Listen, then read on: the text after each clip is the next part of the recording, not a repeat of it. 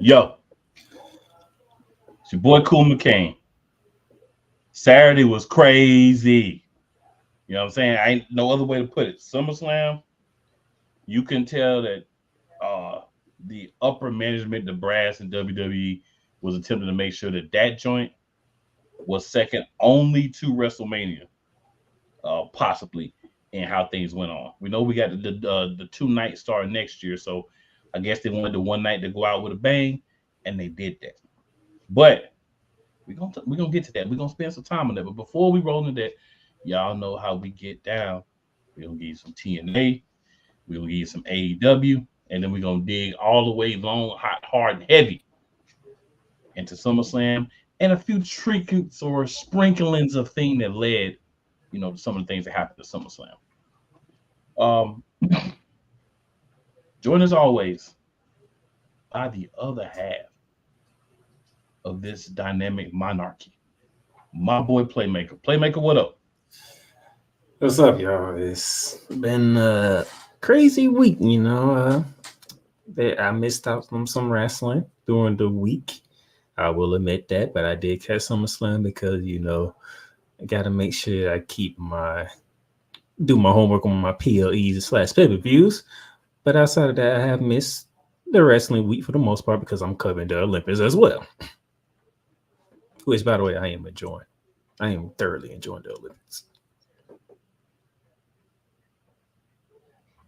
So that's what's up. I caught the shows, caught a lot of Olympics too. What I didn't do was sleep.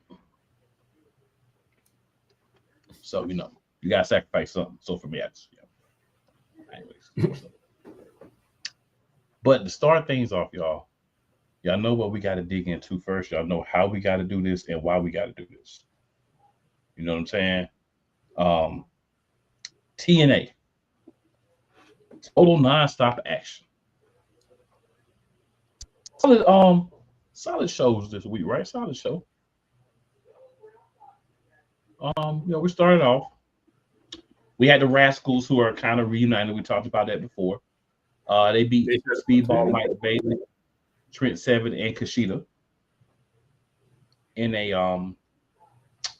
6-man, tag match. Love that collaboration between TNA and NXT. It was a solid match. It's worth mentioning because I think they're going somewhere with the Rascalz in this whole story between the TNA and NXT. So it's interesting to see how that reformed or reunited group is going to do and what's going to be the end game for it.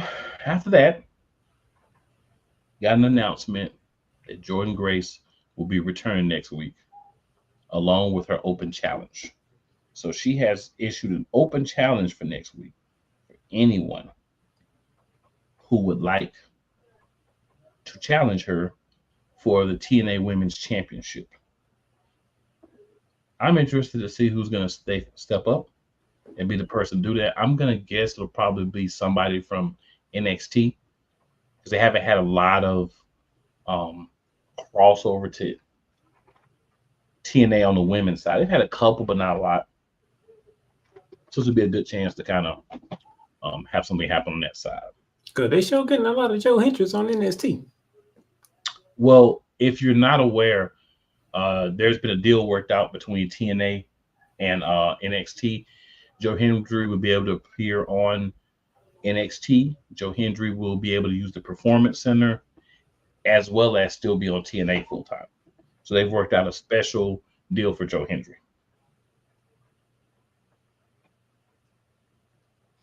Any thoughts on that, sir? Nope.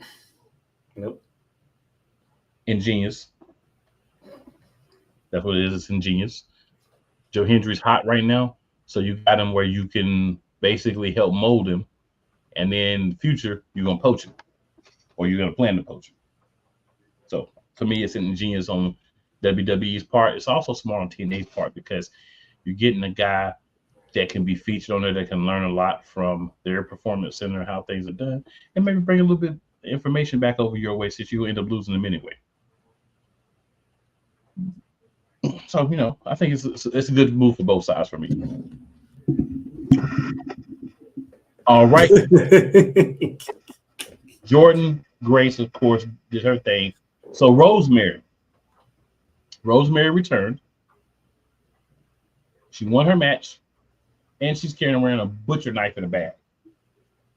Rosemary's always been a little cuckoo for Cocoa Puffs without the Cocoa Puffs. But, yeah.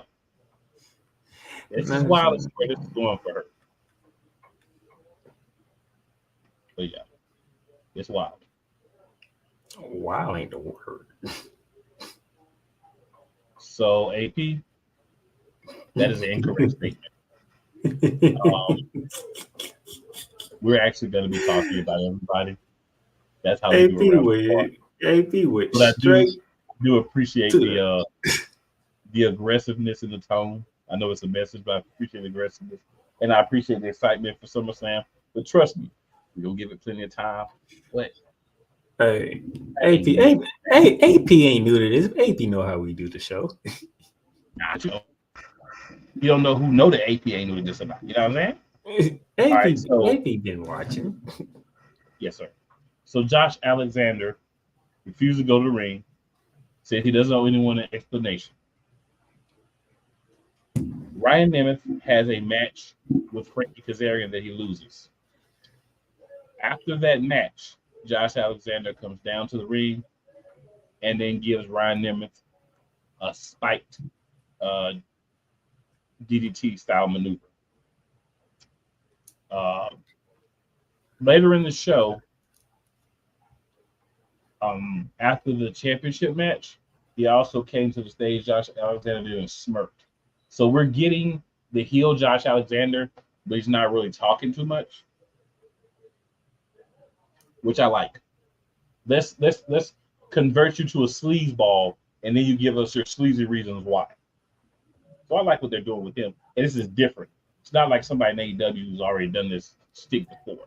So I like something different. I like it. Foreshadowing. Yes, sir. Then Mike Santana comes out, says he's still coming for the system. Campaign Singh comes out, challenges him to a match. They have a match. Of course, he beats Campaign Singh. Then he lets Moose know specifically, I'm coming for you, belt or not, I'm coming for you. So we're going to see how that goes. He's going to obviously need some allies if he wants to take on the system. But that could give them something to do away from the championship picture for a while, which I think they'll all end up getting back into here in the near future. But just, a different wrinkle to go while you're waiting on that. Then we have the TNA Championship match between Nic Nemeth and a gentleman who announced he was leaving TNA. I mean, the day after this was taped, or the day after the show. So I guess you can pick who won, right? I guess you can guess who won. I'm gonna guess that anyway. Like, man, just got the title. Yeah. So Nic Nemeth did win that match. So Nic Nemeth is still your TNA champion, and like I said, Josh Alexander gave him the stare down. And for those of you who might not be aware, the original plan for Slammiversary was for Josh Alexander to turn heel and win the championship, but they ended up calling an audible and having Nemeth win. So just a little piece behind the curtain, so to speak. And those of you who don't know who is he talking about, who is leaving, that would be one Mustafa Ali. Correct. Yeah. So him and Campaign Singh have had their last matches. I'm pretty sure we're not going to continue with Campaign Singh without Mustafa Ali. He's going to concentrate on the indies. But we'll probably see him back somewhere after he kind of builds his resume up in some of these smaller promotions and puts himself in a position where he can say, look, you want to bring me back? You're going to have to break out the loop, and I'm going to need one of them Cody contracts where I'm guaranteed some championship runs. That's what you're supposed to do. If you're not going to get the respect that you want where you at, you go out and build yourself up and come back. So, Joe Hendry made some statement. He talks about how he wants to be TNA champion, wants to be NXT champion, blase, blase, blase. The normal good guy hype up. So we got that. Main event for the show was Go ahead. Main event. Yeah, the main event for the show was a wedding. So PCO and Statlander did actually get married. Yay! But we did have AJ Francis and Rich Homie Swan come out, which we thought they were gonna do something. He said no, he just wanted to come out and see the freak actually get married. So they did have the wedding, but after the wedding, Statlander's longtime partner. I always forget his name in the Indies because I want to keep calling him Matt Cardona. It just came to me. Matt Cardona came out. So he got into Lander's face. I'm like, what are you doing? Blah, blah, blah. Knocked PCO out. Picked up the championship. Said, I want championship. So I think they're calling that one the American Championship, whatever they're calling it. Because they're another one that they're just making belts. But so he wants to face PCO for that. And he's mad at Statlander for getting married to PCO. There's a lot of relationship storylines in wrestling, right? And the thing is, they're not even like in a relationship. It's just like they're like they've just teamed together for a long time, right? Like that's his people's more so than like a relationship on that end. But I feel what you're saying. They still have the relationship angle with her and PCO. But it's just really, I mean, you couldn't do it any differently. I think sometimes some things don't need to be the main event. I would have rather had the TNA Championship match be the main event and have the wedding like in the middle of the show. But apples and oranges. Fact of the matter is, they did it. It wasn't the worst idea. Definitely wasn't the best. But they did do it. So, that's that. So right now, Yolanda Williams in the building. She says, hey guys, Yolanda, what's up? We're just finishing up with TNA, as you probably realized. About to go ahead and knock out our first break here, good people. When we come back, a little AEW talk. And then after that, AP will be very happy. All right, so let's get into it, guys. Hey, Eagles fan. Join my man, Cool McCain, and a host of others as they break down every single game, every single week in an objective manner, and also from a fan's perspective as well. Remember, this cast feels just like you. Nobody likes you. And you don't care. Fly, Eagles, fly. Eagles Elite Podcast. Every Wednesday at 8:30 p.m. Eastern on YouTube and other podcast outlets.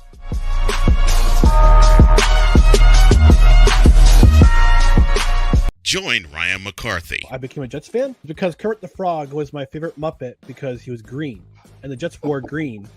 That's how I became a Jets fan. And Dustin Henry. ESPN is cashing all in on let's pay a few personalities and we'll just kind of fill in the gaps. As they walk you through all of the world of sports from their perspective. The Albany Empire, it's a literal circus. No credentials required. Where, Ryan, say the tag. Where you don't need a press pass to talk sports. Live every Tuesday at 8 p.m. Eastern, 7 p.m. Central on YouTube and where you can find podcasts.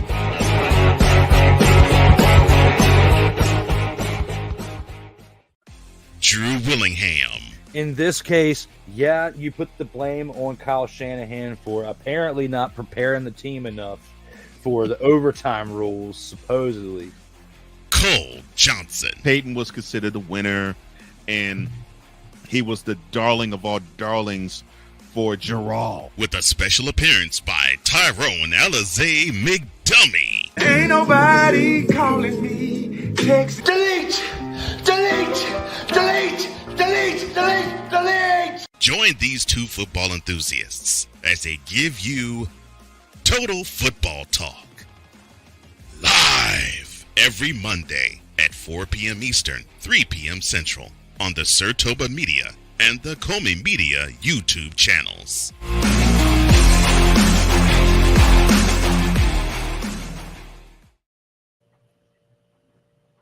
All right, good people.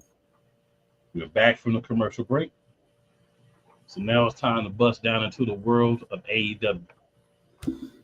So AEW, interesting things happen. I didn't hear a lot of good things from AEW. Well, I don't know who we were talking to. There was actually some interesting parts. I'm gonna start off with one of the more interesting things that happened. Bryan Danielson came out. He got motivated. I use air quotations by Jeff Jarrett before he came out. He came out. He's doing a promo. He's talking about how whatever, and if he doesn't win, whatever. So in the middle of that, of course, my man, Big Pressure himself, Swerve Strickland, AEW Champion, rolls out. The last brother champion standing rolls out. So he lets Bryan Danielson know basically, hey, I respect you, but you old and you're not gonna beat me.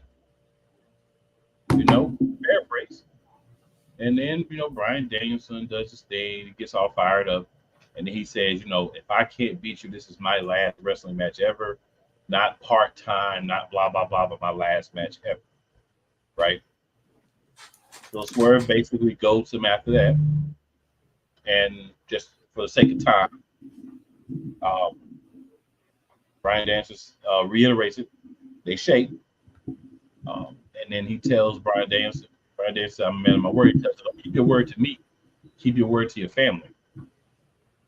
So, a little family shot up in there at the end. More mind game from my boy Swerve. That's how you do it. You know who's in front of you. You know who you got to face it all in. So it's time to, start the mind games. I liked it. I think it was a great way to continue the rivalry, showing the nefariousness that Swerve does have, but he's still like more of a tweener than a bad guy.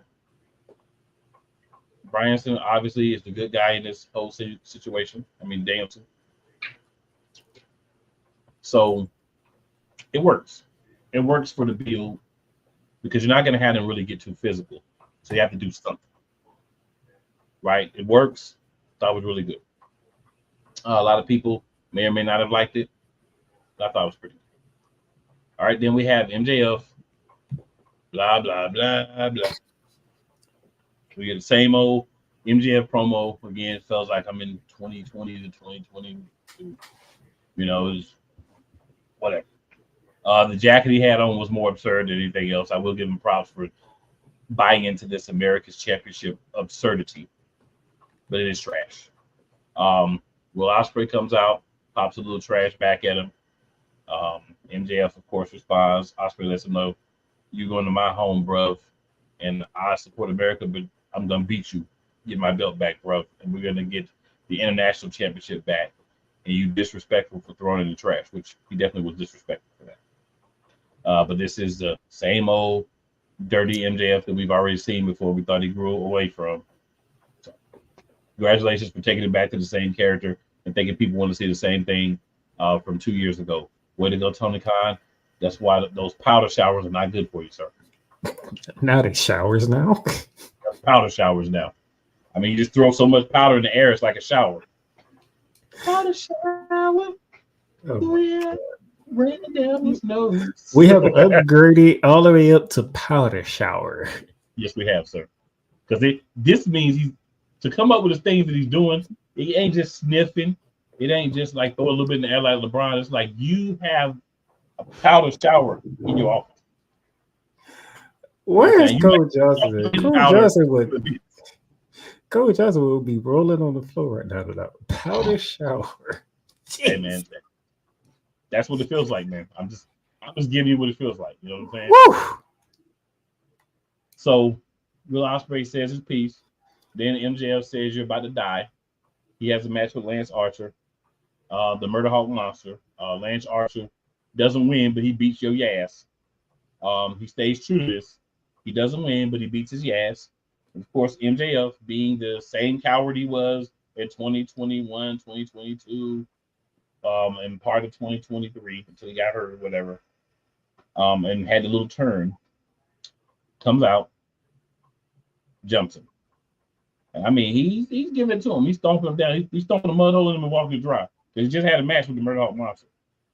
And of all people, Kyle Fletcher comes out with Don Callis and saves him. Now, Kyle Fletcher tore MJF a new one, called him all sorts of names, bees and punks and all that. He told him he wanted a shot at him next week, and he had to get through him to get to Will, and then he's tired of him sitting around talking trash and acting like America loves him. Nobody wants him there. Nobody likes him, and he's going to beat his A next week. So MJF accepted the match. Which means it's not going to MJF next week. Yep. Kyle Fletcher is going to get his ass kicked, and he's going to get hit with a dynamite diamond ring. But that's what happened. He told Don Callis, "That's my friend. I'm always going to look out for him. That's my brother, whether he's with the group or not." Don Callis let it go. Shook Wichita's hand. Didn't say anything.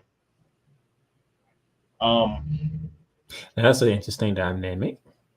I like it. It's something different again. Like, my whole thing is AEW's got to try stuff. Throw some poop at the wall and see what sticks. If you take that one piece of dried poop and keep throwing it at the wall, it's not going to stick. So at least you're throwing some different poop at the wall and seeing if it sticks. I can live with that. Could Don Callis be a player in All In? We'll see what happens with old Donnie boy. Because Don is quite the shiesty individual, for those who don't know. He is definitely the king of shiest tennis. And it ain't the first time he had MJF either, so this is correct. So we'll see how that plays out. It's very interesting, just simply because he had a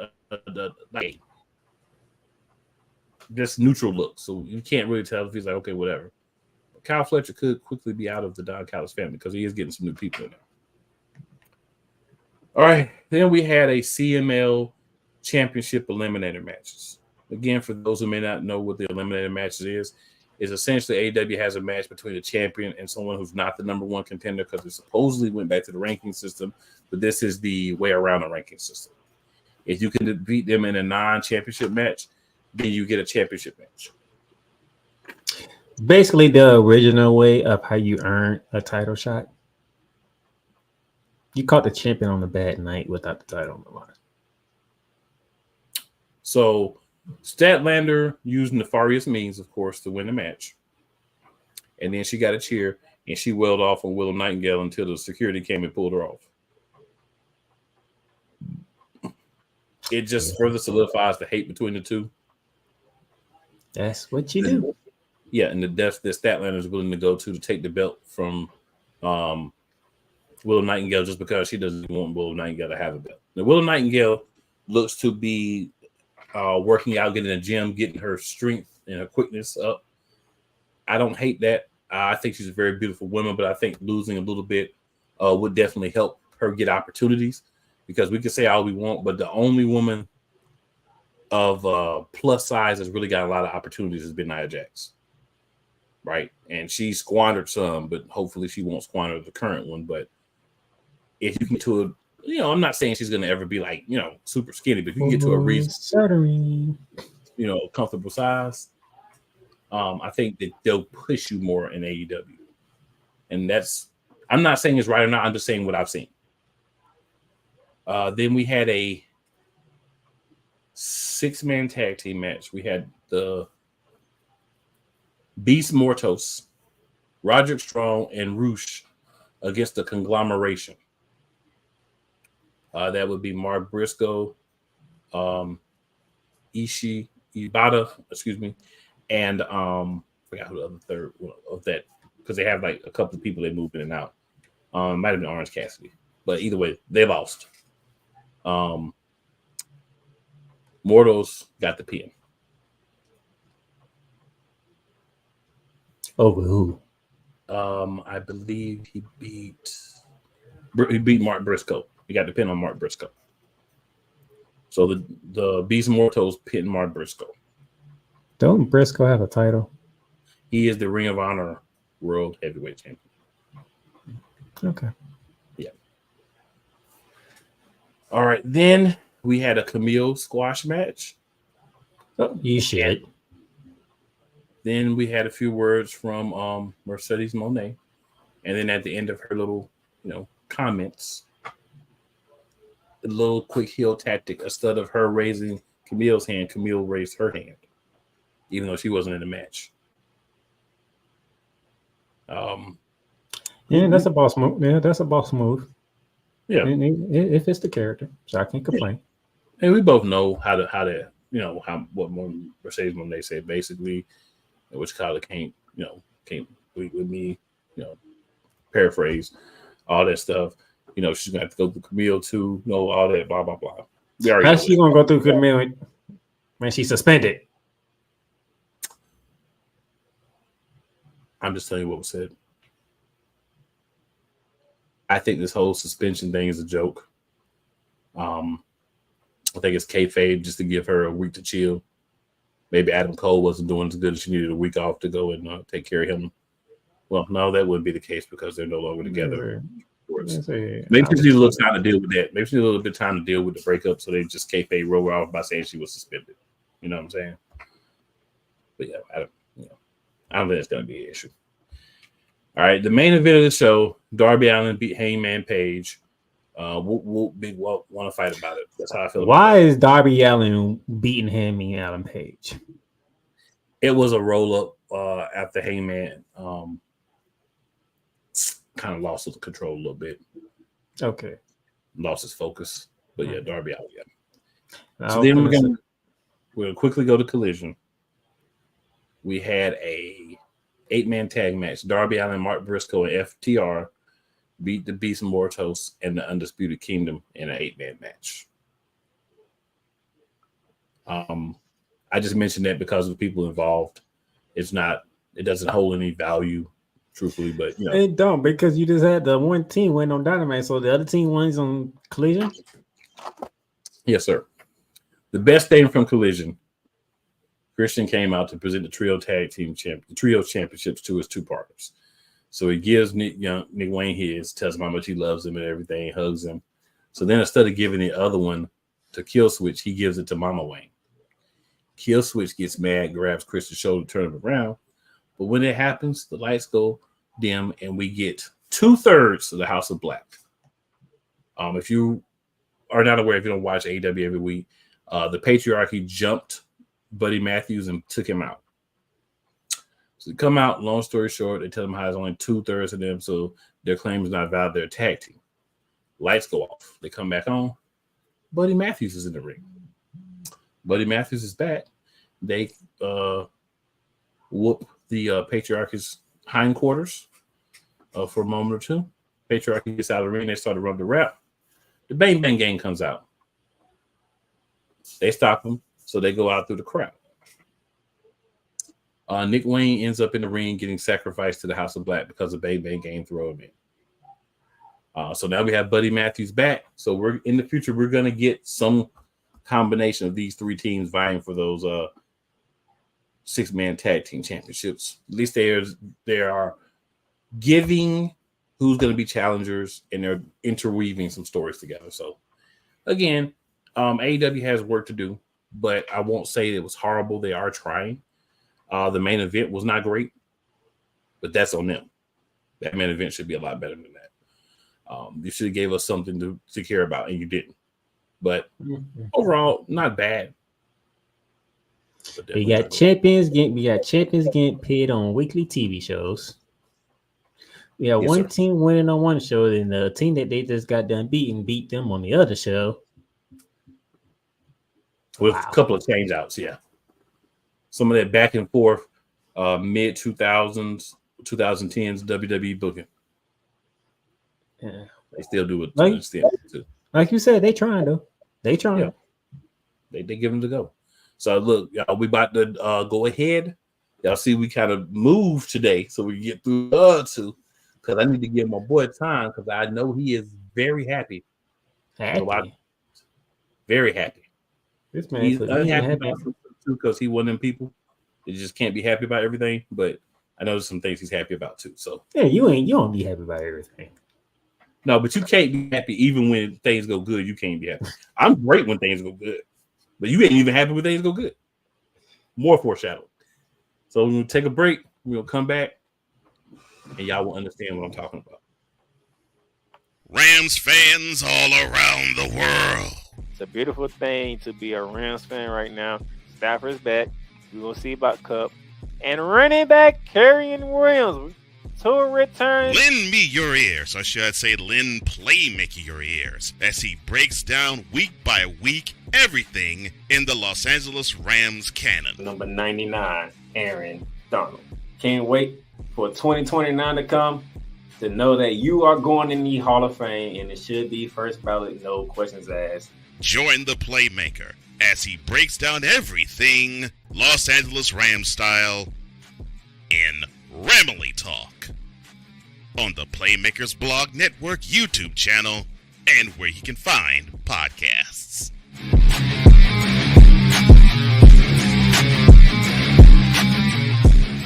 Oh, yes.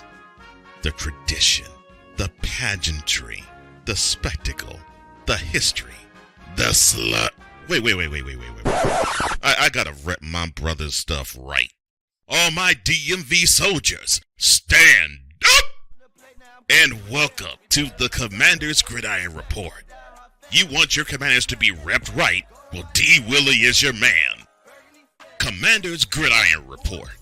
Every Tuesday at 11:05 a.m. Eastern, 10:05 a.m. Central on the Sotoba Media YouTube channel.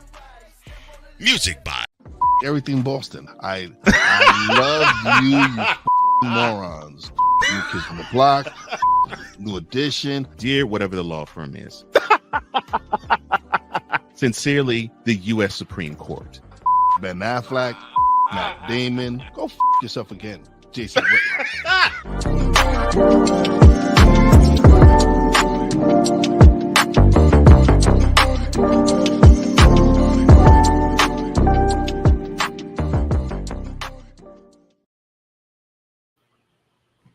All right, good people.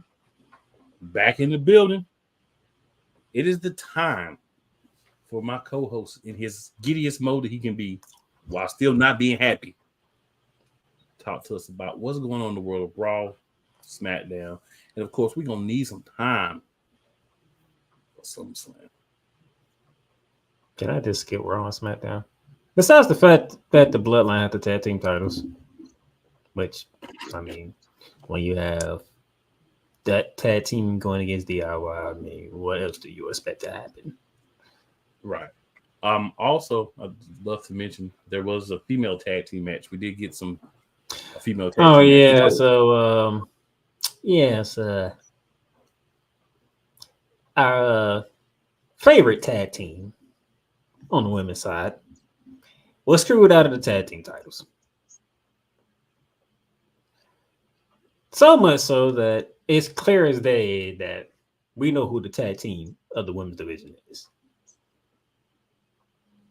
Now, for some strange reason, maybe my co-host can help piece it together. Blair Davenport decided to interfere and cost our favorite tag team the tag team titles. Did I miss something here? What does Blair Davenport have something to do with the unholy trinity? Well, haters gonna hate, but it would make sense for her to help them screw over two women that you don't want to have the belts, so that when you try to go up against, you find your partner, you try to go up against the tag team to win the belts. Nobody wants Bianca and Jade to be that team. Nobody wants that. That's what the truth is. Nobody wants them to be the champs, because then you have to try to beat them.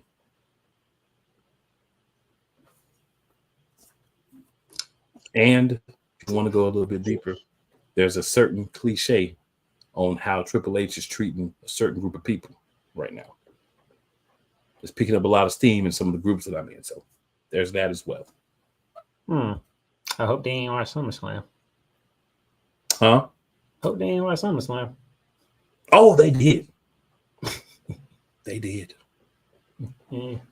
I was going to say, when you put Jade and Bianca on the SummerSlam poster, you don't even put them on the show. What is we doing?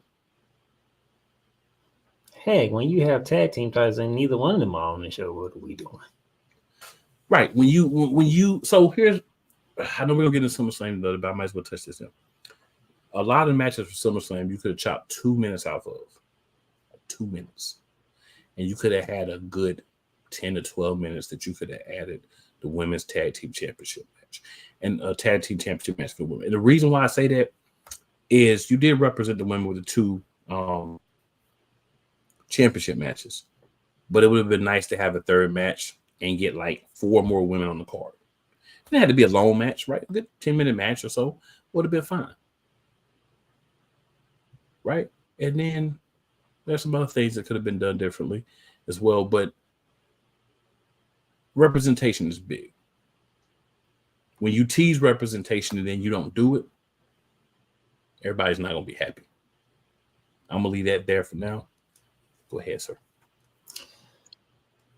Pretty much, you want a recap of the week before SummerSlam, but pretty much everything geared towards SummerSlam. Right. So we could do a jump around. We could talk about what happened on the show and then what happened in that match. So I said a lot of things when it came to SummerSlam. I predicted a lot of things to happen at SummerSlam.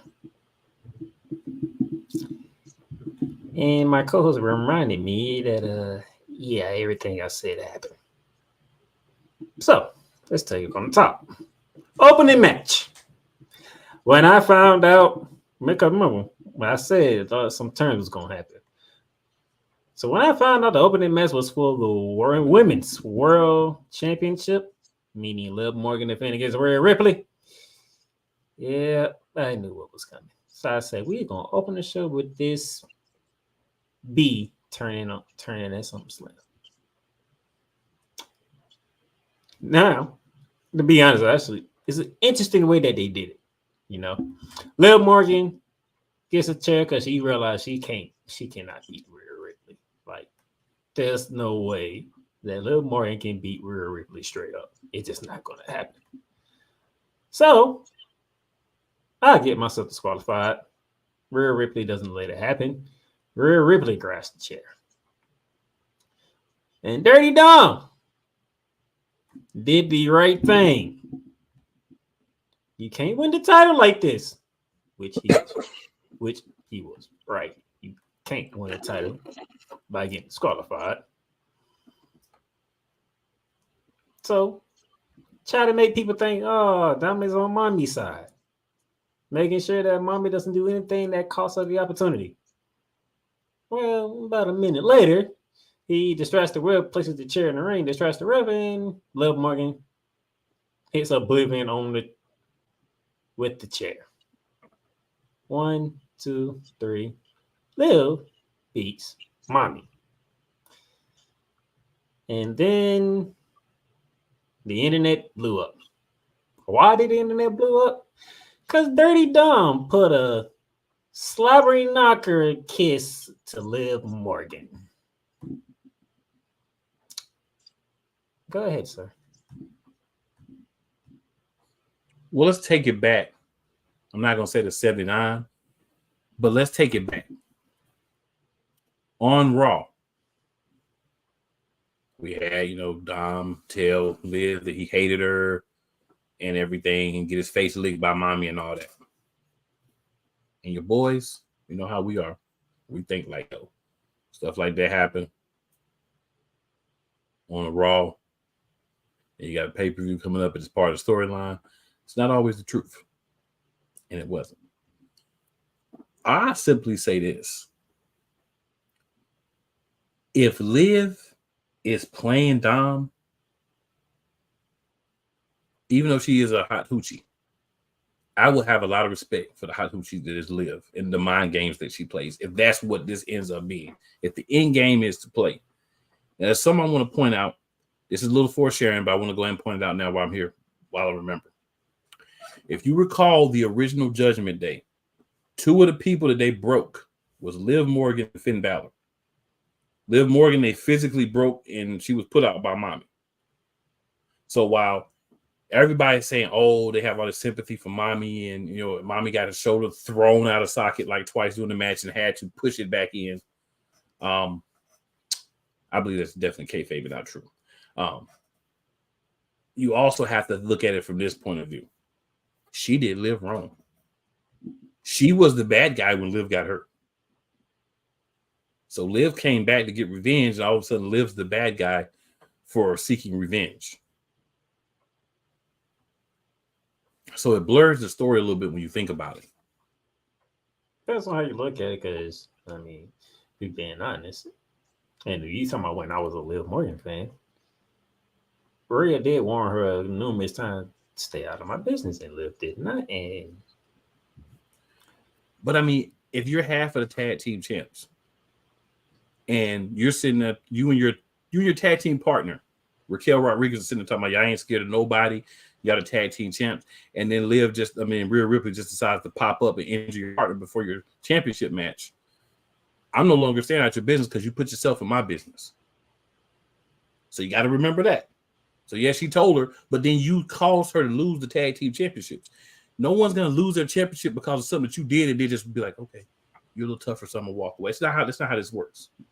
So at the end of the day, in my mind, Rhea really is the bad guy in this situation. The double turn that they've done is masterful, and it works for both characters. But Liv really is the bad lady in this situation, based on how everything started. Somebody do me like that and put me down for 9 months or so, I'm gonna get back at them when I get a chance. That's what Liv did. I mean, I like Mommy more, but I'm just to be honest and objective, Mommy's the bad guy. So yes, we got to see a smooch session to open up SummerSlam. Only that people talk about. Well, you talk about the slide down here around the world. We can go that route too. Either way, don't matter. I want to throw up when I seen it. Let's just say the comments weren't always kind to Liv about what happened. So we're gonna leave it at that. You feel me? I was not a part of it. I wish I was, though. I'm in a lot of wrestling groups, and a lot of them did not have anything kind to say about Liv Morgan. Which, like I said, it's so like amazing how you can take a story and flip it, but still keep it the same, and switch everybody's role in the story. That's what they did. Yeah, that took place. That's how you open up in Cleveland. Mm-hmm. Next match on the card, Intercontinental Championship match. Sami Zayn defending against Braun Breaker. This time, we had the result that my co-host was looking for. Now, in my opinion, I don't think he broke Sami Zayn quite enough for me, but he got the job done. So you had his dad and uncle in the Legends suite, which basically tell you who was going to win from the beginning. This is the thing I always challenge about WWE. Like we just talked about this with AEW. Braun Breaker loses flat out. No tomfoolery or funny business. Flat out loses last pay-per-view or PLE to Sami Zayn. Now he turns around and beats him clean. Up and down booking, like build a dude or don't build a dude. And again, I don't have a problem he's lost the match to Sami Zayn, but it shouldn't have been a clean loss to Sami Zayn. It should have been some type of iffy thing. He ran to the turnbuckle or something crazy happened and that caused him to lose the match. You can't do a clean victory and then you come back, 3 weeks later, 4 weeks later, and he just beats him straight up. It makes no sense. The first match could have been a 3-way. You could have had somebody else in there to cause some carnage, and then that led to, I didn't get pinned. You ain't pinned me, so I won my match. But instead, they went a different way. I guess, as my co-host said last week, they wanted SummerSlam to happen. And right now, me and my co-hosts are 2-0. Yep. Let's make it 3-0 because Logan Paul versus LA Knight for the United States Championship, even though me and my co-host said if they make this match at SummerSlam, we know who's winning, was LA Knight. And then to further confirm it, guess who decided to be how can I put this? Guess who decided to be in the corner of Logan Paul? Machine Gun Kelly. We don't care about from Cleveland. And as soon as I seen Machine Gun Kelly, I went to the chat and said, yep, LA Knight's winning this match. Why? Because Machine Gun Kelly's in Logan Paul's corner. Because the last time we seen Machine Gun Kelly be in anybody's corner, WrestleMania 27 down in Miami, Florida, when he brought out John Cena against The Rock. Right. And who won that match, by the way? Dwayne. Machine Gun Kelly, you're not good luck in wrestling. Pretty much. Anyway, Logan Paul doing Logan Paul things. Neat, grab some bass knuckles. Hit LA Knight with it behind the referee's back. Didn't matter. LA Knight still countered. BFT. 1, 2, 3. LA Knight.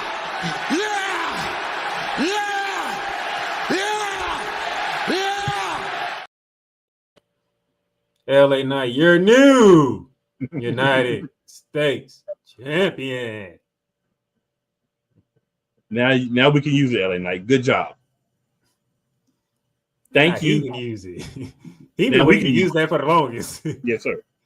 I love his interview after his match too. I like Braun's too, because there's a lot of Braun did a lot of praising Sami Zayn and everything, and I like that. Whether you're like a tweener like Braun is right now, good guy, bad guy. Some guys we may not see it on our side because Sami Zayn's never been a world champion. He has main event in WrestleMania. I mean, quietly, he's probably done enough to be a Hall of Famer already, right? But we don't see it because he's never won the World Heavyweight Championship or the WWE Championship or whatnot. But he's been a vital part of a lot of different things going on in WWE, and for him to give him those props, that's big because he understands the business. And on a side note with Brian Breaker, I saw a interview that Goldberg did. He was asking Goldberg, he's like, "Oh, this spear is way better. Man. It's great. It's probably one of the best spears ever." So they was like, "Do you know Brian Breaker?" He's like, "I've known him since he was a kid. I love all of Scott Everett's kids." He said, "I've worked out with Brian before. We have a similar path to get into wrestling and all that." So you got to think about too, when we see these guys, these young guys, we got to realize that they grew up in the business. It's not just their dad, their uncle, their mom, whoever's in the business. It's all the people that have been around them that poured into them and helped them get there. That's why you see similarities of multiple people in these young guys and girls, because they've had different experiences. Some of them grew up around the business. They had a family member in the business. So you see that. It's not just the bloodline. It's a lot of other people too. Wrestling has more than one word. I couldn't help it. They make it they're like, okay, cool, saying some interesting stuff here. Not just talking about cakes. Not yet. What a segue. WWE Women's Championship match. Bayley defending against the Queen, Nia Jax. Here's where we say Bayley cakes. And I gotta say, there was no way Bayley Cakes was walking out of this with that championship. Yeah. To my surprise, he went against Bayley. He picked against Bayley. I went against Bayley for obvious reasons. If you're gonna win, Queen gonna win. We need to make sure that means something. Especially with Queen, because it's newer. You want to kind of jump it off, right? And I thought that the King of the Ring was going to lose this match. I thought he was going to eventually be champion. I thought he was going to lose. So I'm like, they both can't lose. So Nia has to win. And it took 3 annihilators. She got the job done. Like, I was watching. Does to watch wrestling? So the 85% of the match was a back and forth affair. Bailey determined not to go down. I refuse to die type attitude. Even though Nia Jax is dominating her. And then we had a little wrinkle. Miss Money in the Bank comes running up with the ref. She's finna cash in. Bailey says, no, you're not cashing in on me. Which that's probably part of the plan that they had. Bailey took her eye off the ball, and Nia Jax went to the old Nia Jax way. I'm putting you down for good. Added 2 more Lion Ladies. 1, 2, 3. Your queen is now the WWE Women's Champion. Yep. And that was the plan. I actually liked it. Smart move.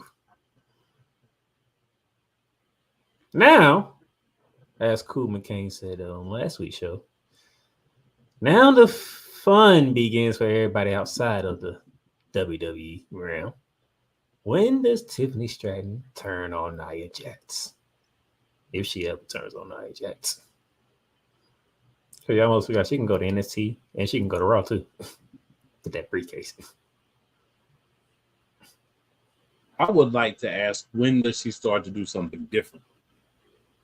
When does she go to NXT and remind them? When does she go to Raw? Right? Pop up like around like, to pop up, yeah. Don't forget about me. Yeah. She didn't even have to get physical. Just remind everybody. I would love to see her pop up on Raw tonight. That would be great. While Liv probably celebrating with that idiot. She just stroll on by like, hi. So all you gotta do is say hi, and everybody gonna be like, there we go. Now we're cooking. That's all she gotta say. She just gotta show up and say hi. You just say hi and remind everybody that she has the Money in the Bank briefcase. And you gotta say he should say hi and show the Money in the Bank briefcase. That was advice for everybody. Yeah, but she's a good talker, so I'd like for her to get a few words in her mind. It's Tiffany Stratton. You know she's gonna talk. That she has the case, and that Liv Morgan, as well as the NXT champ, as well as Nia Jax, need to all be on their P's and Q's. See, while you're over here stealing people's man, I can steal your title. That would be great. I wonder how Liv Morgan would feel if she actually said that to her. Ooh, I think I just came up with a nice promo there. Ooh, that's just wrong. Speaking of keeping their eye on the ball, the match that has been on fire since the new year. Drew McIntyre versus CM Punk and Seth freaking Rollins as your special guest referee. Seth Rollins laid down the groundwork for this match. You listen to me and only me. If I want you to fight outside the ring for longer than 10 seconds, I might let you fight out the ring for longer than 10 seconds, which actually happened, by the way. If you want to hit somebody with a chair, you can hit somebody with a chair, which he didn't let happen, by the way.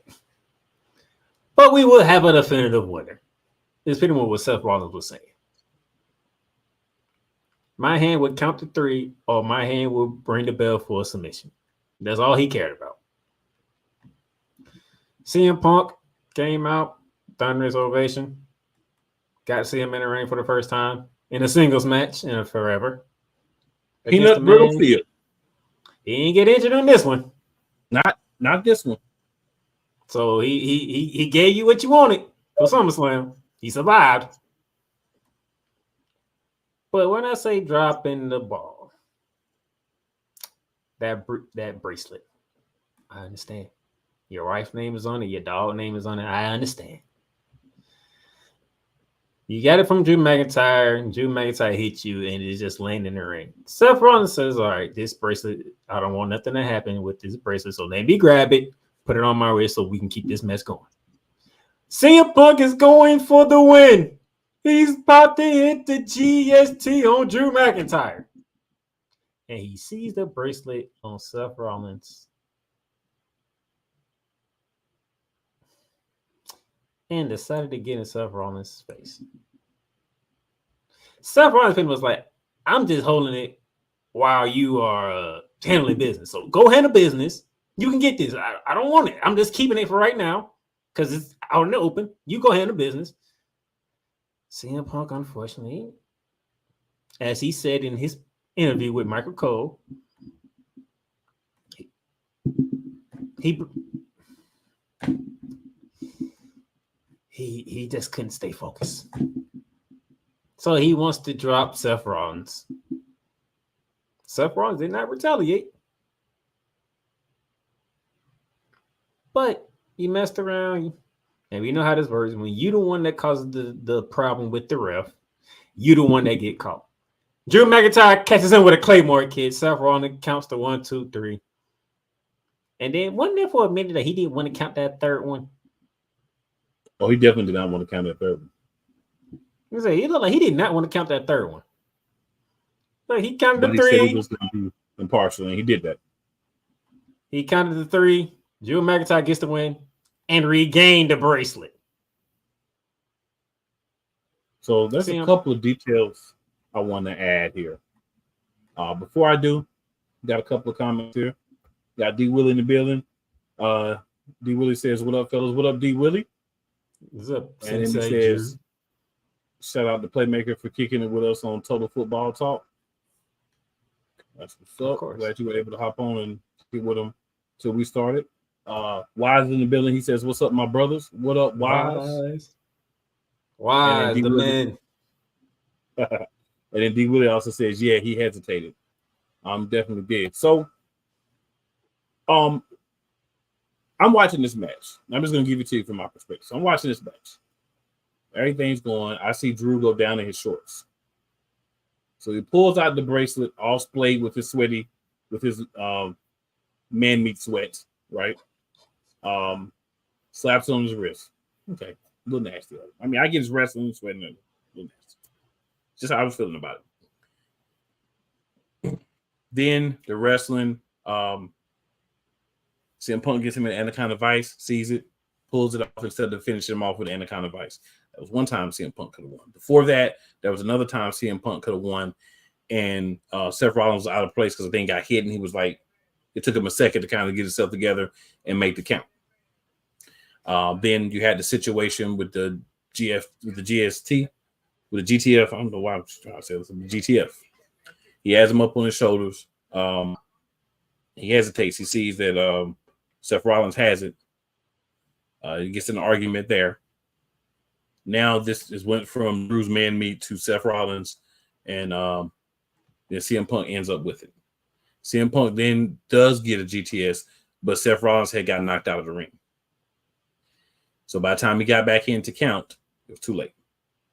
There's like 3 or 4 times where CM Punk had the pin, but because of what had been happening, Seth Rollins was not able to make the count.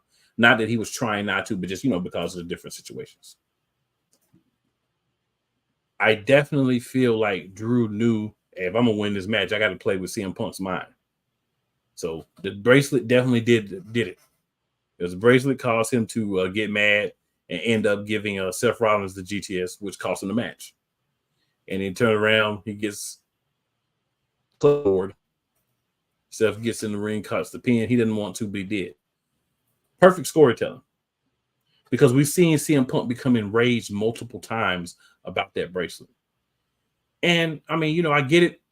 You've got to find some way to have a weakness to exploit with CM Punk. But I would have just got another bracelet. I mean, look, reasonably looking at it, you're not going to cause me to lose my match because of a bracelet. I get why they did it storyline-wise to keep the story going. Drew's got it back. CM Punk's still after it. But you could just got a better one, win your match, and you would have been good. And I understand that Larry's his best friend, like D. Willie says, and I understand that AJ Lee is his wife. I get it. I'm just saying, You could have got one made and just be, hey, Drew, I got the other one. I ain't worried about that one. That would have messed Drew up. Oh, you just yeah, I mean, I get the storyline reasons why you did it. I'm just saying, when I'm thinking about it, I'm looking and I'm saying, hey, you could just move differently, bro, and you would have been good. Because I mean, Drew even brought it up on Raw. You know, so Drew was setting him up from Raw. I mean, for weeks, Drew was setting him up, and it worked perfectly. All you had to do was finish Drew McIntyre. Seth Rollins would have gave you the bracelet. Seth Rollins don't care about that bracelet. Right. All you had to do was tap him out, have him in the kind of ice, and then take it off him.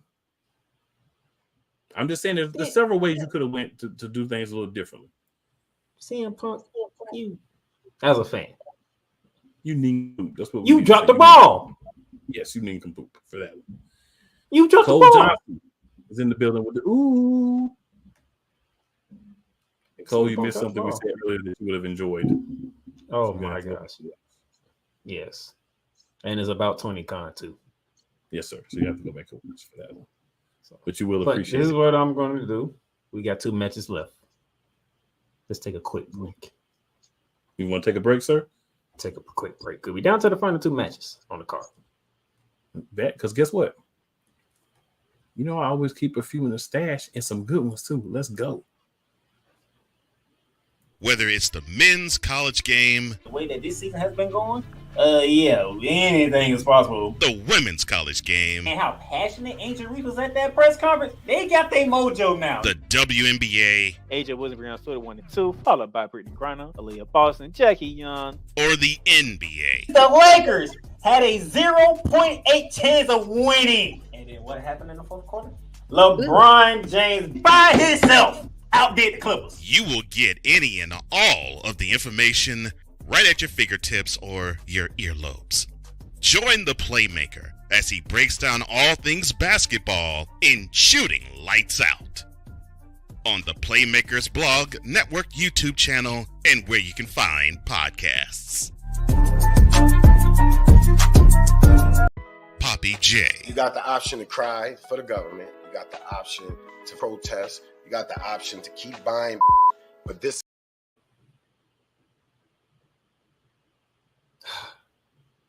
All right. Hold on, my button ain't working right. Hold on. Poppy J. You got the option to cry for the government. You got the option to protest. You got the option to keep buying, but this is also an option.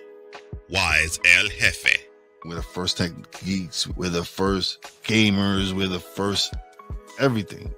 Everything. Like Gen X's, we are the ones. BS3 Network proudly presents the crew from the New York boroughs who never wants that smoke. Nah, they want that fire. Poppy J and Wise El Jefe, Fridays at 9 p.m. Eastern, 8 p.m. Central. Check your local listings for your viewing and listening pleasure. Whether it's news, the largest egg producer finds bird flu in chickens at a Texas plant, weather, devastating tornadoes rip through.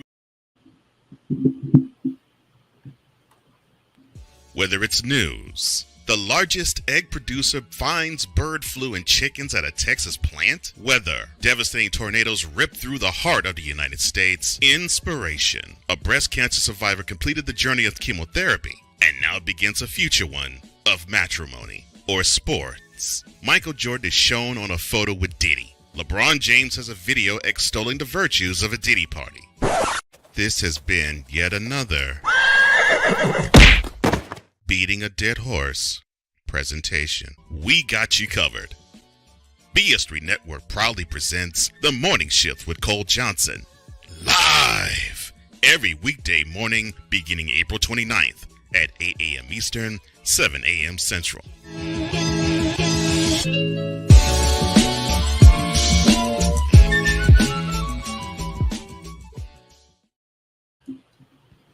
All right, we are good now.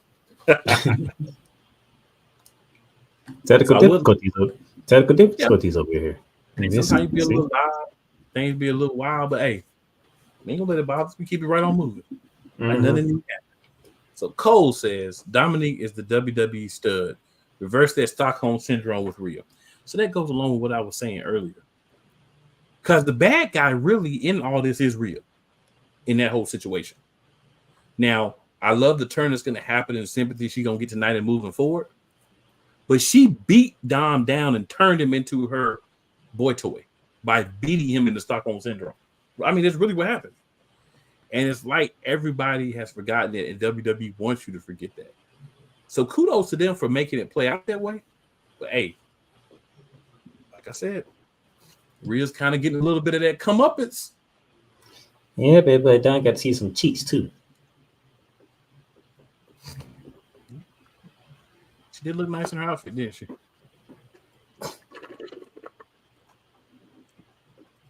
So did Bailey. Bailey do not want nothing with Don. Okay. I think Bailey actually has standards. I like Lil Morgan. What do you say? BBL Bailey? Okay. We have established Liv Morgan doesn't have any standards. No, yeah, Liv Morgan. As I was saying before, man, a lot of my chats that I'm in for wrestling groups and different stuff, Liv Morgan was getting thoroughly trashed and called all type of names to do with loose women. So, anyway, 2 matches to go. World Heavyweight Championship match: Damian Priest going against the King General Gunther. Now, those who have been following the show, y'all could recall that at one point in time, I did say that at some point I felt like Finn Balor's going to turn on Judgment Day, and it's going to cause some destruction. So, going back to what happened to open the show when Don did what he did to Rhea Ripley and locked lips with Liv Morgan, Damian Priest was about to rip everybody apart looking for Dom until Finn and JD was like, "Hey, calm down, big fella. Calm down. You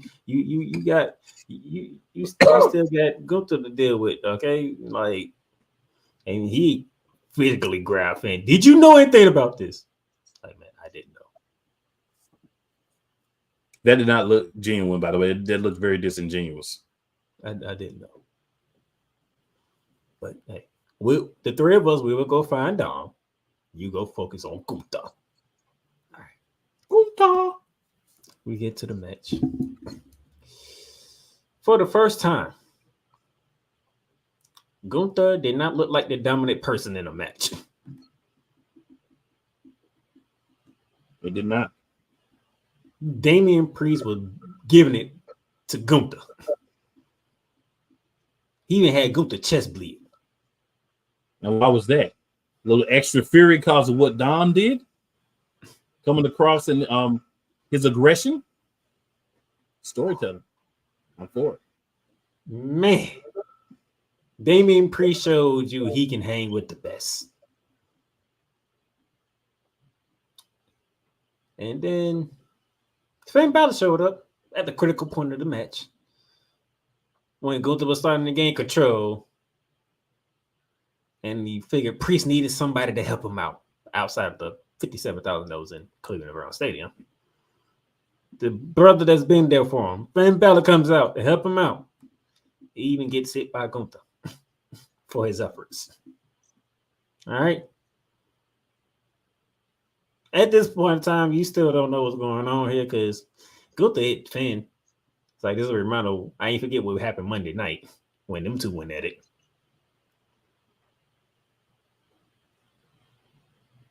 So Gunther took his eye out the ball. Damian Priest takes advantage. Raises his ass into a South of Heaven choke slam. 1, 2, and Finn Balor put Gunther's leg on the bottom rope.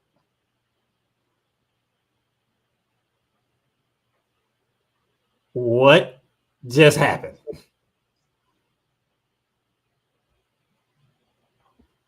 Michael Cole, Pat McAfee, and Corey Graves couldn't say a word.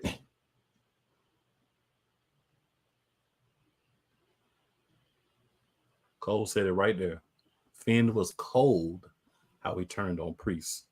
So I'm going to give my diatribe that I gave Playmaker before we got on. So I don't dislike it, right? We both were going with Gunther for up until the last like 3 weeks. We switched it because we was like, well, Gunther gonna win, but it was like, I don't know, because as personal as they're making it, it would make sense for Priest to win it, maybe fight a couple more people, then come back and lose to Gunther, right? Because they're gonna have to lock horns again. The stuff that he was saying. Cole made another comment about Liv Morgan because we are a comment show. I'm gonna put it up there. He basically says Liv Morgan equals, and a bucket of baby fish. Let's say that. Y'all saw it. Rounds with Cena.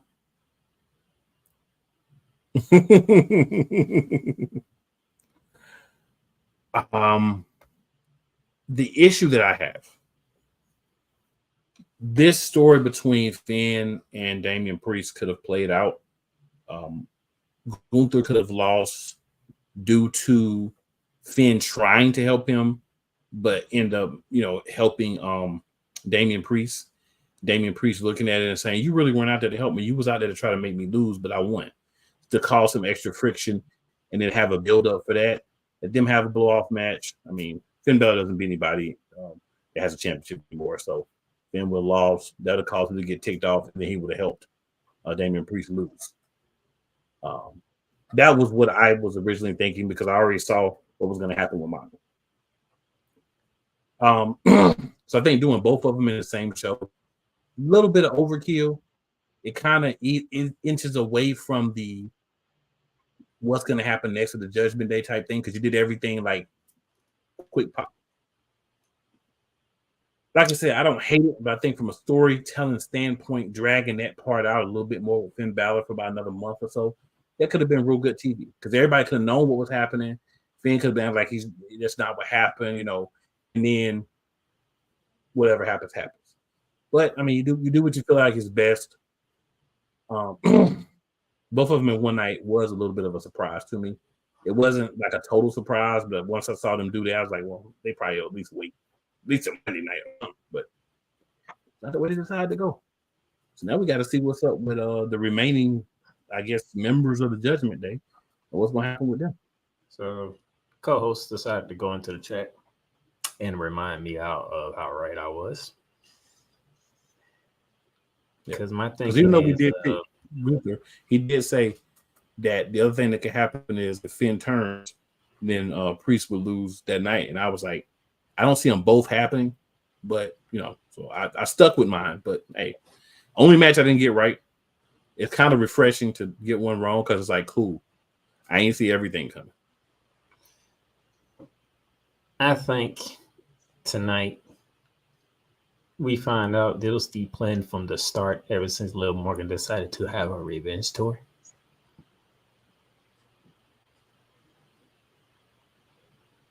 And I think Finn understood that, if you take care of Dominic Mysterio for money, I'll take care of Damian Priest. I think this might have been brewing from back before they were even before Finn was part of Judgment Day when he was fighting against them. And then, they took out Liv, and then they beat Finn into submission, and he ended up joining. It could have been one of those, I'm going to help destroy it from the inside. It might take some time, but I'm going to do it. And I think this is a good moment for them to do it. I'm leaning I'm kind of on the knife's edge if they're going to like retool the Judgment Day and keep it, or if they're just going to completely implode it. We both know Rhea Ripley and Damian Priest are out. But if they're going to just try to, keep the group together, they bring in somebody else, do something different with it, completely destroy it, or call it something else, whatever they're going to do. I'm just curious to see. I think we'll get some ideas on Raw tonight about what's going to happen, with Judgment Day. So we'll see. So we got a couple of comments here. So we're going to hop into those, answer those. Then they'll still give us some time to get to that main event. So, co-host, first comment we got. Giuseppe LaRocca. What's up, Giuseppe? Appreciate you checking in with us. Says, I'm a wrestling fan, grew up in the Attitude Era, started watching wrestling pre-Attitude Era. I want to enjoy wrestling, but I find today's wrestling so cringe and predictable. Also says, any suggestions on how I can enjoy it more? I would say this. Even though it might be predictable, does it make sense for what they're trying to tell you? Can you look at it and say, all right, if they do it this way, I can understand it and I can roll with it. Instead of trying to have them always keep swerving you. Look at the story, see what they're telling you. Okay, if this is the story they're trying to tell me, if they go this route, I can rock with it. If they go this route, I might not so much like it. Because we don't watch wrestling for so long, so we already know the little nuances that we can see and be like, okay, this is where they're going. I can feel it. You know, I've been watching wrestling for, you probably watch wrestling longer as I have, but you know, hey, you know what? If they go this route, because this is what me and my co-hosts do. If they go this route, based on what they're telling us, I'm cool with it. I can roll with that. But if they go this route, I don't know. This might not be the way that I want them to go because I don't see the end game. I think a big part for me is the suspension of reality. A lot of times when people watch wrestling and they have some of these issues that you have, like, oh, I can't really enjoy it, it's predictable, it's cringy. I wouldn't say it's cringe. I would say there are predictable things based on the storylines because they leave you little nuggets. So if you're watching on a regular basis, you're going to have a better idea of what's going to happen and more than likely what the outcome of some of these things are going to be just based on what you're seeing because you're understanding what's happening. On the other side, you have to just kind of say, I'm going to roll with it. I'm going to see where they go. And I'm going to explore other avenues, right? Like I watch TNA, AEW. I still sometimes I can't do Japan. I sometimes, if I see it like online or I have access, I'll go and watch some of the independent wrestling, MLW in different places, because you get different things from different companies, right? If you want to see amazing matches, go watch some AEW. Now, while you're there, you're going to be like, what in the fudge buckets is going on with the storylines? But amazing wrestling, they got that for you all day long. If you want to see a better blend of those two on a smaller scale, you should watch NXT and TNA. And the reason I say both is because now they got the crossovers. Because that's what TNA is always giving you. TNA has always been, we've got pretty solid storylines. I mean, they get ridiculous sometimes, but for the most part, it's pretty solid storylines. And they've got good wrestling. It's not as good as AEW. The storylines aren't as good as WWE, but it's the best blend of the two that you have out there in among the big ones. You also have to realize, like, if you've been watching wrestling for a long time, we grew up watching Triple H do his thing in the ring, seeing him kind of take over, seeing NXT happen with him, seeing what he was doing in NXT. So if you're an intelligent person, you have a lot of wrestling understanding and knowledge, you're going to catch it, you're going to understand what's happening. But you still enjoy it because is it going to happen the way I think? Can I predict what's going to happen? Or am I a little bit off? Even if I'm right, am I kind of right, but a little bit off? Let's go ahead and put this up here. So Cole says if you want to watch gymnastics in the ring, AEW is the place. I will remind Cole that there are multiple gymnasts, one being Tiffany, the actual gym in WWE. Him and his hatred for the Young Bucks, man. Epic and respectful because he cannot stand the Young Bucks. His hatred for the Young Bucks, man. It's just I know he's talking about the Young Bucks because I know he can't stand them. Can't stand the Young Bucks. Johnny Autism Wrestling. What's up, Johnny? He says Gunther, he doesn't know how to wrestle or do a promo. He's 100% down to belonging in professional wrestling. He chose the wrong business. I completely disagree with that. Johnny, I respect the opinion. Everybody has a right to their opinion. I don't necessarily agree with that opinion, but I respect the opinion. That's how you feel about Gunther. Hey, you're gonna definitely boo him, and he's a bad guy. So at the end of the day, he's still winning. Gunther, he plays the role of his character quite well. Mm-hmm. AP in the building. He says the bloodline story. AP been in the building. He just haven't come in a while. I know. The bloodline story. Whoever created that needs a raise. We gotta see how it play out before I say that. But I like Roman being back, but I'm not hanging upside down. Happy. Ready to I didn't even get to that match yet.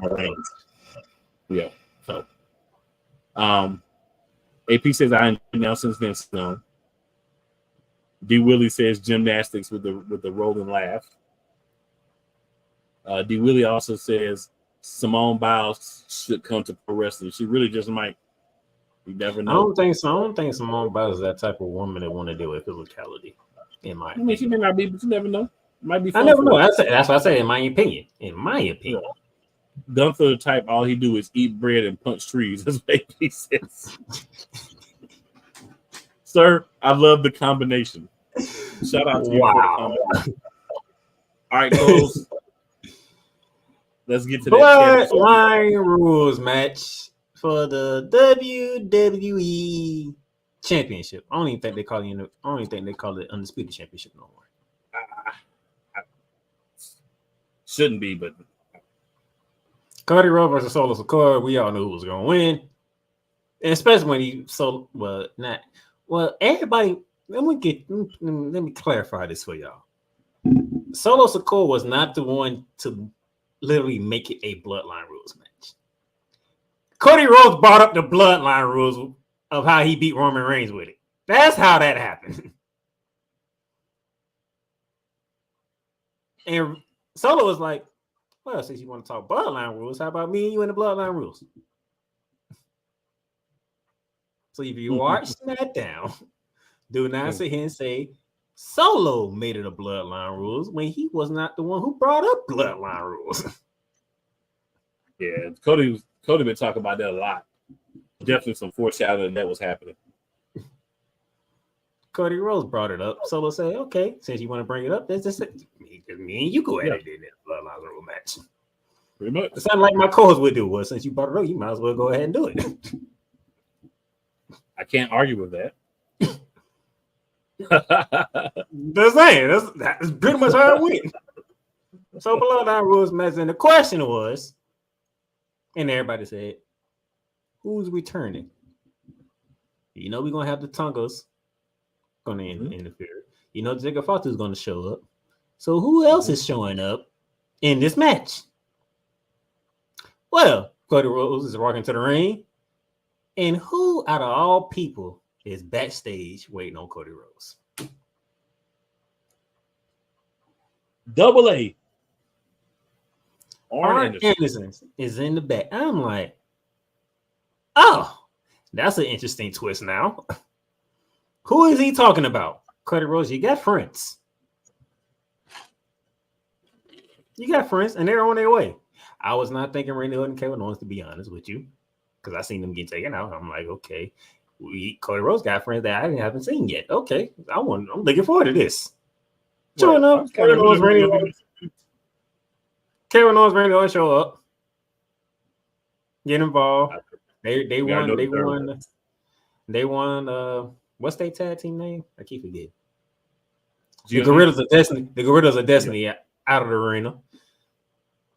By the way, before I continue on, let me go back to the Logan Paul LA Knight match, because the reason why I'm going back to that is going to tie into what I'm going to get into. So during the match, on the outside part, LA Knight does a drop to Logan Paul on the announce table, and it didn't break. We talking about two men. They are not light as what? They are both jacked men. And that announce table did not break. They reinforced that bad boy. I was like, what is that announce table made of? For guys like Logan Paul and LA Knight to both crash into it and they don't break. Had to hold up to the main event, playmaker. I went to that because when Jacob Fatu came out and he does what he does, he reincarnated what he did when the first time he met Cody Rhodes. Put Cody Rhodes on the announce table. He got on the top rope and he did the Samoan splash. However, this splash didn't go according to plan. No, he cut that shin piece on the corner. And it has been reported that he had a hard time walking out of the arena. Or stadium, should we say, in this case. Yeah, he had a walking boot on later that night, too. So I mean, he's a tag team champ. So you got you got like a month before you got to defend him. I was just going to say he is one half of the tag team champion, so we have to keep a close eye on that one when it comes to Friday Night SmackDown. Now, we get through all this. Cody Rhodes and Solo are knocked down, and the fateful music hit. The one for remix, slightly remixed music too. The one for WrestleMania hit. And all you saw in the chart, head of the table. And an OTC White Fire t-shirt as well. Still not God mode level, but close. No, I think we saw Roman Reigns that was, conflicted. He knows why he's here. He knows why. And it's not the reason he wanted to be there. It's that look of hurt, disappointed, and I got to make an example out of somebody. While Michael Cole, and while Michael Cole, Pat McAfee, and Corey Graves was trying to play it off, I can look in the woman's face and I can tell. I know who he's going for because that look is like, out of all the people in the world, you. That's that hurt. That was that hurt look. Like, out of all the people in the world, you. That's how I knew. He coming for Solo. Mm-hmm. He ain't had no mean look. Like, okay, I'm back to get revenge. Like, I'm finna whoop somebody, you know what, and make a statement. It was, this hurts because it was you. Got in the ring, Superman punch Solo, Spirit Solo, looked at Cody Rhodes. It was a look of, go ahead and finish the job. But eventually, we going to cross paths again. Go ahead, sir. I'm going to hit the comments real quick, and then I'm going to finish that off right there. So, D. Willis says she dealt with lingering effects with her wheels and still crushed it at the Olympics. Yeah, so she definitely has the fortitude to compete in the WWE. So VR, my man from one of the wrestling games I play, says, yo, faction make cool. Wanted to stop by. Good stuff. Hope you're ready for the next MLC. I'll be ready. AP says, you said Gunther can't wrestle. Solo can't either. No lies detected. Beantown Breakdown says, yo, my boy Bobby. What up, Bobby? And Bobby also says, bro, ever since Triple H has taken over, the storylines have been great. I mean, I feel like the storylines have definitely been great. Like, you can nitpick one or two things, but overall, you know what I'm saying? I feel like it's been great. So, Roman Reigns comes to the ring, this OTC shirt. They started, the original tribal chief, right? Gets to the ring. He gets in the ring. Pops back, goes straight for Solo. Solo gets back up from the Superman punch, and he gets speared. I mean, he gets speared. Roman Reigns looks over at Cody, like, I had to help you. Like, the look at his face is like, you better be glad. I ain't doing this for you. And I'm gonna use one of my old 70s black exploitation ones, Mofolo. You know what I'm saying? And Cody Rhodes admitted to it in the press conference. Like, I don't think Roman was there to help me, but I was the beneficiary of it. Right. Because Roman looked at him like, it's not over. You got my belt. It's not over. Then he leaves. Cody's able to get over to Solo, give him crossroads. 1, 2, 3. And still, WWE, they may or may not say undisputed champion anymore. You never know. Cody Rhodes. Replay. Cody leaves. We see afterwards Solo walking out and they're saying, Roman's gonna kill you. And different stuff. So, I mean, every person in every group I was in was like, Roman's coming back. Roman's back. He did come back. You got Roman Reigns. You got what you wanted. You're loving him right now. You think he's the greatest thing since sliced bread. I'm going to say the same thing I said when Cody won. Because what did I say when Cody won, co-host? I said, I wanted to win, but I understand if they don't do the right things with him, people ain't going to want to see him in a few weeks. And people already like, Cody's reign. I miss Roman. right? But then let's say Roman Reigns come back and win the championship in a few weeks. Let's just say it happens. Then when he's there for 2 weeks and he's gone for a month, then you're gonna be like, oh, Cody was there when he was champ every week. I just say there are certain people, no matter what you give them, they're not happy. Because Roman is not gonna be there every week. He showed us that when he was champion for like a decade. He's not gonna be there every week. He may not even be there on Friday. We don't know. I mean, it makes sense for him to be there, but he may not. We don't know. But I thought it was a good ending, and it gave everybody what they wanted because everybody was begging for Roman Reigns. I know Roman Reigns is going to show up. We want Roman. We got him. Let's see if you're happy with what you get in a few months. Yeah, and with that being said, will anybody be joining Roman? Because he was the only return. The only return at SummerSlam.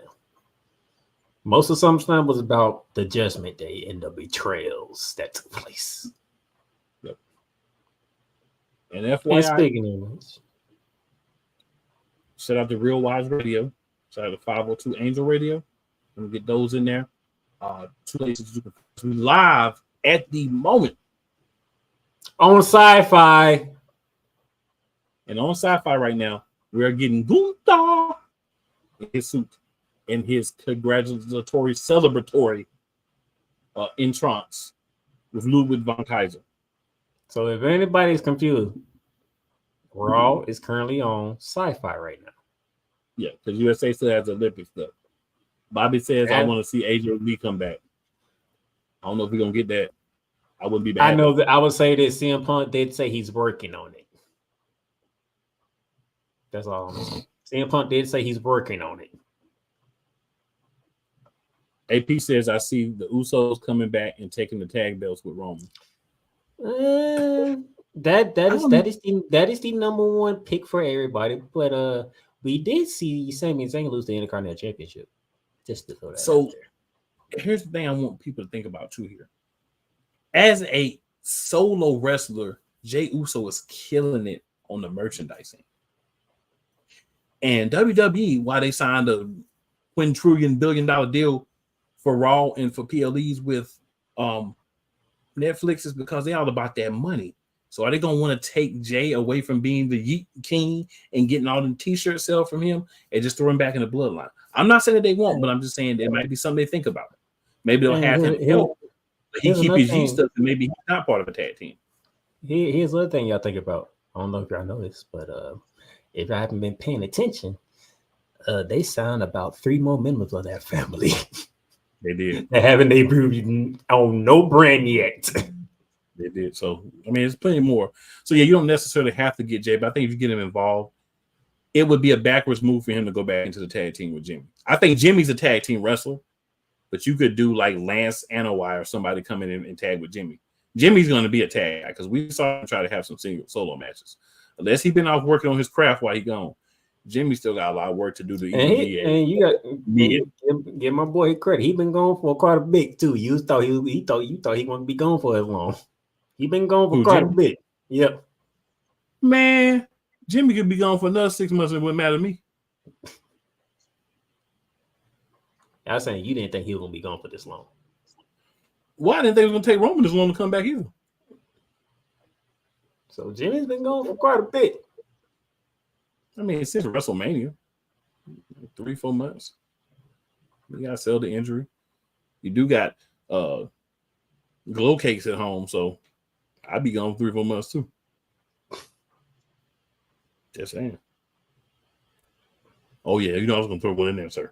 So I know that. Bobby said, I thought Bryan deserved that win. He definitely did, Bob. He deserved to win the first time or at least lose by some chicanery. So that's my thoughts. The playmaker your boy got the title, okay? Can you be satisfied? Your boy got the title. But sometimes it's what you do to build the person up too, though. Like your build need to be constant. They didn't make that constant. I gotta give them a snarl for that. They didn't make that constant. They got the right outcome the way you did it. Yeah. And you talk about me not, and you telling me, you talking about me not being happy at how things went. I've been saying this the whole time though, so this ain't nothing new. I'm just mad that I was able to call it down the damn T. Jeez. Damn. Playmaker's mad because he was right on all the matches. Yeah, because I knew some of the stuff that I said was going to make me throw up. AP, I agree. I was happy that Bryan won. I think a lot of people like it. I think a lot of people think he's going to extend up the card. And I mean, he's already better than his dad. Let the man have a nice run with the Intercontinental Championship. You don't got to be alone with Gunther. I want LA Knight to have a Gunther run with the United States Championship. I think that would be dope. I don't know if it's going to happen. I don't want to see that happening because he is a draw. So that's true. All right, Playmaker. Any last words, thoughts? What we got? No, I'm finna go catch this Raw and catch some more, and catch some replays of the Olympics and get ready. And oh yeah, bearing down the gridiron. My college football podcast officially returns this week, Wednesday. Oh, and BTW, Randy Orton's on Raw right now. Oh.